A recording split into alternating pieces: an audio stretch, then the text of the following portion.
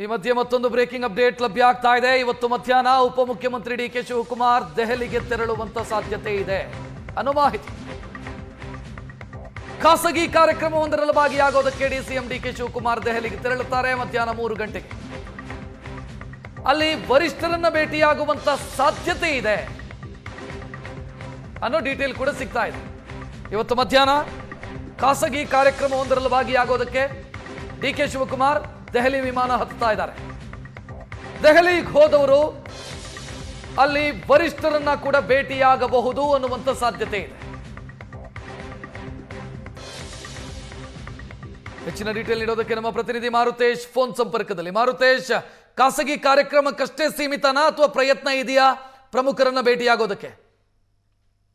ಪ್ರಯತ್ನಗಳು ಸಹಜವಾಗಿ ಇದ್ದೇ ಇರುತ್ತೆ. ಯಾಕಂದ್ರೆ ಡಿ.ಕೆ. ಶಿವಕುಮಾರ್ ಯಾವಾಗ ದೆಹಲಿಗೆ ಹೋದಾಗೆಲ್ಲ ಎಐಸಿಸಿ ಆಫೀಸ್ಗೆ ಹೋಗೋದು, ಕೆಲವ್ರನ್ನ ಭೇಟಿ ಆಗೋದು, ಬರೋದು, ಇದೆಲ್ಲ ನಾವು ನೋಡಿದೀವಿ. ಆದ್ರೆ ಈಗಿರುವಂತ ಕುತೂಹಲ, ಇಬ್ಬರು ಬ್ರೇಕ್ಫಾಸ್ಟ್ ಅನ್ನು ಮಾಡಿದ್ದಾರೆ. ಎರಡು ಅಂದ್ರೆ ಸಿಎಂ ಮನೆಯಲ್ಲೂ ಆಗಿದೆ, ಡಿಸಿಎಂ ಮನೆಯಲ್ಲೂ ಆಗಿದೆ. ಈ ಬೆಳವಣಿಗೆ ನಡುವೆ ಕೆ.ಸಿ. ವೇಣುಗೋಪಾಲ್ ಮಂಗಳೂರಿಗೆ ಬಂದಿರೋದ್ರಿಂದ ಅಲ್ಲಿ ಸಿಎಂ ಪರವಾಗಿ ಘೋಷಣೆ, ಡಿಸಿಎಂ ಪರವಾಗಿ ಘೋಷಣೆಗಳು ನಡೆದಿದ್ದಾವೆ.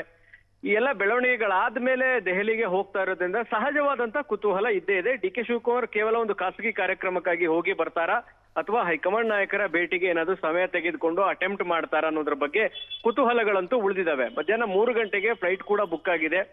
ಆಮೇಲೆ ಹೈಕಮಾಂಡ್ ಈ ತರದ ದೆಹಲಿ ಪ್ರವಾಸಕ್ಕೆ ಬ್ರೇಕ್ ಹಾಕಿ ಅಂದ್ರೆ ಅದು ಕ್ಯಾನ್ಸಲ್ ಆಗುವಂತ ಸಾಧ್ಯತೆಯೂ ಇದೆ. ಯಾಕಂದ್ರೆ ಮೊನ್ನೆ ಕೂಡ ಅವರು ಹೊರಡಬೇಕಾಗಿದ್ದಂತವ್ರು ಹೈಕಮಾಂಡ್ ಸೂಚನೆ ಮೇರೆಗೆ ದೆಹಲಿ ಪ್ರವಾಸವನ್ನ ಮೊಟಕುಗೊಳಿಸಿದ್ರು. ಈಗ ಮಧ್ಯಾಹ್ನ 3ಕ್ಕೆ ಹೊರಡೋದಕ್ಕೆ ಈಗಾಗಲೇ ಟಿಕೆಟ್ ಕೂಡ ಬುಕ್ ಆಗಿದೆ ಅನ್ನುವಂತ ಮಾಹಿತಿಗಳಿದಾವೆ.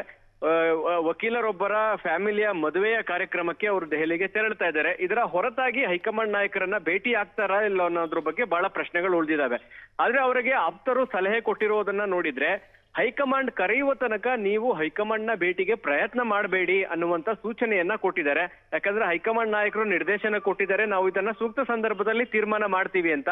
ಆ ಕಾರಣಕ್ಕಾಗಿ ನೀವು ಬ್ರೇಕ್ಫಾಸ್ಟ್ ಮೀಟಿಂಗ್ ಮಾಡಿ ಇಬ್ರು ಕೂಡ ಒಂದು ಬ್ರೇಕ್ಫಾಸ್ಟ್ಗೆ ಸೇರಿ ಅನ್ನುವಂತ ಸೂಚನೆಯನ್ನ ಹೈಕಮಾಂಡ್ ನಾಯಕರು ಕೊಟ್ಟಿದ್ರು.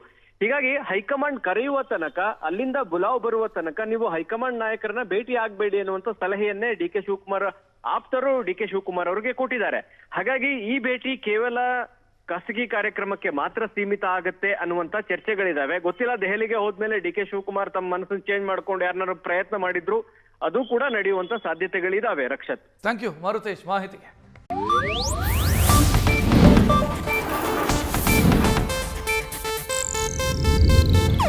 ಇದು ಏಷ್ಯಾನೆಟ್ ನ್ಯೂಸ್ ನೆಟ್ವರ್ಕ್ ಪ್ರಸ್ತುತಿ.